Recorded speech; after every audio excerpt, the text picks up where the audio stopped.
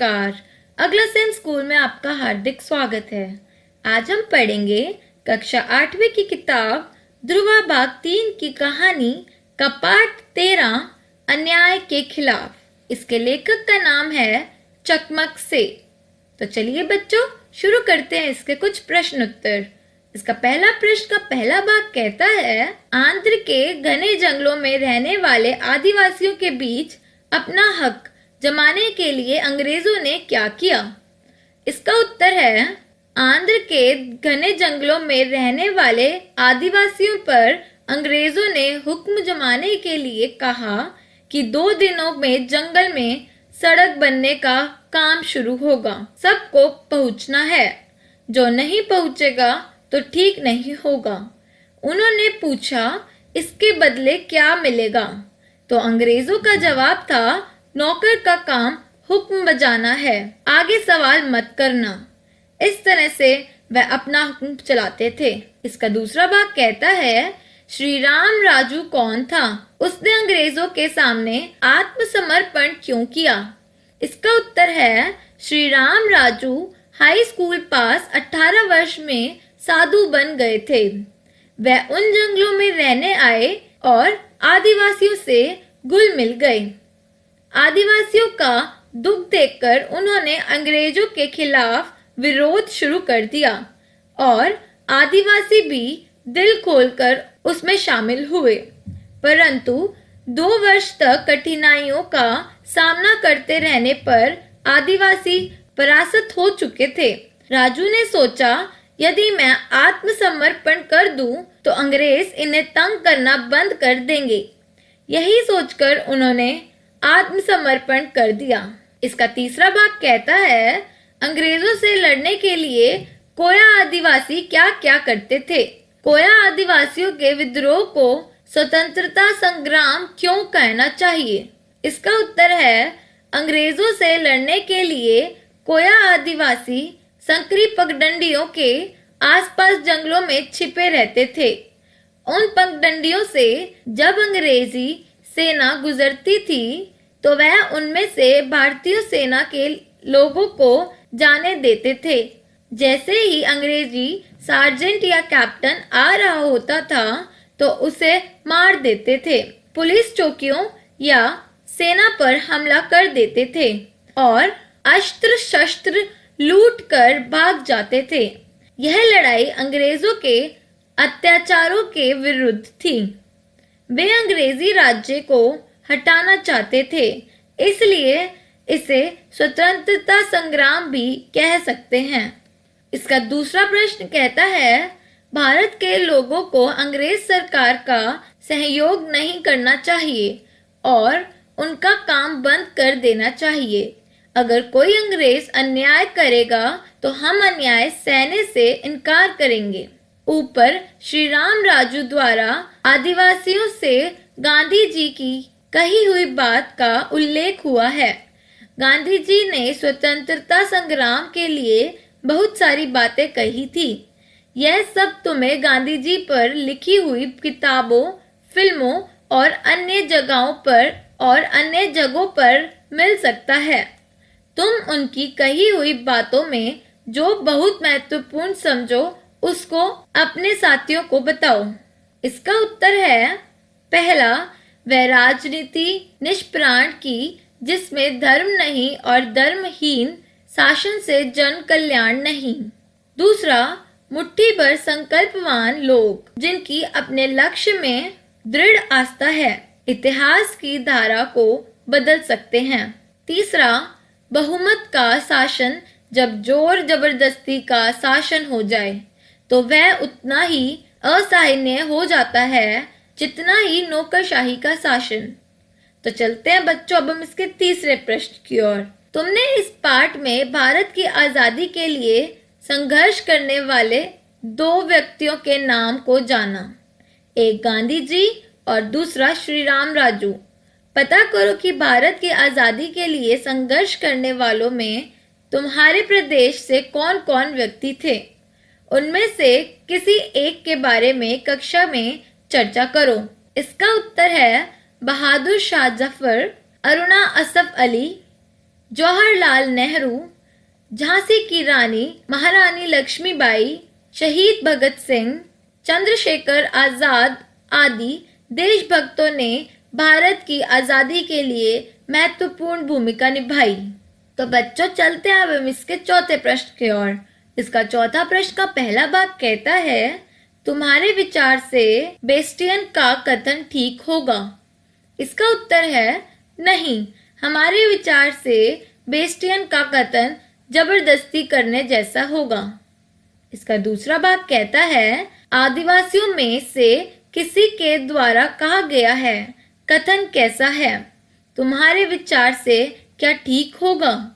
इसका उत्तर है, यह कथन बिल्कुल सही था। काम के बदले मेहताना मिलना जरूरी होता है, वरना मेहनत करता रहे और खाने को कुछ ना मिले तो वह कैसे काम करेगा। तो चलते हैं बच्चों इसके पांचवें प्रश्न की ओर। इसके पांचवें प्रश्न का पहला भाग कहता है, सड़क बनाने में किन किन सामानों की जरूरत होती है, पता करके लिखो। इसका उत्तर है, सड़क बनाने में रोड़ी, डाबर, चूना, सीमेंट, रेत, फावड़ा, कुदाल, परात, रोड रोलर आदि की आवश्यकता पड़ती है। इसका दूसरा भाग कहता है, इन प्रदेशों में कौन कौन से आदिवासी रहते हैं, पता करके लिखो। इसका उत्तर है, पहला झारखंड, मुंडा, हो, स्थाल। दूसरा छत्तीसगढ़, मुरिया, हालबा, बत्रा। तीसरा उड़ीसा, कुटिया कोंत, जुंगा। चौथा मिजोरम, रियांग, मिजो। पांचवा अंडमान निकोबार द्वीप समूह, ओज निकोबारी, जरावा। तो बच्चों चलते हैं अब हम इसके छठे प्रश्न की ओर। इसके छठे प्रश्न का पहला भाग कहता है, राजू हाई स्कूल तक पढ़ाई करने के बाद जंगलों में रहना क्यों आया होगा। इसका उत्तर है, उसका मन संसार में फैला भ्रष्टाचार से दुखी हो गया होगा, इसलिए वह साधु बन गया होगा। वह समाज से दूर हो गया होगा, साथ ही अंग्रेजों के प्रति उसके मन में विद्रोह था। वह जंगल में आ गया, भाग्य से उसे वहां साथी मिल गए। इसका दूसरा भाग कहता है, राजू के शहीद होने का आदिवासियों के आंदोलन पर क्या असर हुआ होगा। इसका उत्तर है, राजू के शहीद होने पर आदिवासियों का आंदोलन टूट गया। वे हिम्मत हार कर अंग्रेजों की गुलामी करने लगे, परंतु अंग्रेज भी उनसे डर गए थे और उनके साथ मनमानी नहीं कर सके। तो बच्चों इसका सातवां प्रश्न कहता है, लोगों की बंदूकों के कारतूस खत्म हो गए। ऊपर का यह वाक्य इसी पाठ का है, जिसमें आदिवासियों के द्वारा बंदूकों व कारतूसों के प्रयोग का भी प्रमाण मिलता है। इस पाठ की खोजबीन करो तो पाओगे कि आदिवासी पुलिस चौकियों या सेना पर हमला कर देते थे और उनके अस्त्र शस्त्र लूटकर भाग जाते थे। अब तुम समझ गए होगे कि आदिवासियों ने बंदूकों व कारतूसों का प्रयोग कैसे किया। कारतूसों ने सन 1857 में स्वतंत्रता की चिंगारी को फैलाने में बहुत महत्वपूर्ण भूमिका निभाई थी। समूह बनाकर इसके बारे में खोजबीन करो। कक्षा के प्रत्येक समूह में से एक प्रतिनिधि सबको अपनी खोजबीन के बारे में बताएगा। तो बच्चों ये तुम स्वयं कर सकते हो। चलते अब हम इसके आठवें प्रश्न की ओर। नीचे लिखे वाक्यों में मुहावरे का प्रयोग किया गया है। इन्हीं मुहावरों का प्रयोग करते हुए तुम कुछ नए वाक्य बनाओ। पहला, एक सिपाही ने उनका काम तमाम कर दिया। इसका उत्तर है, युद्ध में अनेकों गद्दारों का काम तमाम हो गया। दूसरा, आदिवासियों की हिम्मत जवाब देने लगी।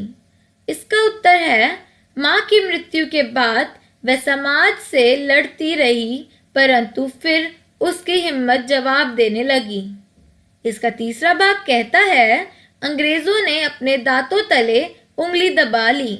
इसका उत्तर है, इतनी सुंदर कढ़ाई देखकर सबने दांतों तले उंगली दबा ली। इसका चौथा भाग कहता है किसी को कानो कान खबर ना हो। इसका उत्तर है राम ने इतनी सफाई से घर खाली कर दिया कि किसी को कानो कान खबर ना हुई।